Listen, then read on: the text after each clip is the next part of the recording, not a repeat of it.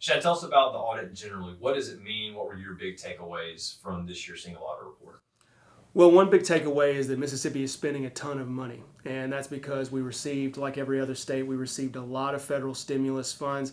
Some things we're seeing in the audit are new issues. So, for example, the state received a ton of stimulus funds, and one agency spent those funds on things that were unrelated to the COVID-19 pandemic. In fact, in one instance, they bought drones, and those drones not only were not allowable, they weren't related to the COVID-19 pandemic, but also the drones were purchased from a company that the federal government says should be banned from selling to the federal government. Now, because this was a state agency, they didn't run afoul of that law, but they did still purchase drones from a Chinese company that the federal government has flagged as a fraud risk. And then there were some features of this year's audit that really looked like the repeat findings that we've seen many years over and over again. So one example is we continue to give, as a state government, we continue to give money to nonprofits.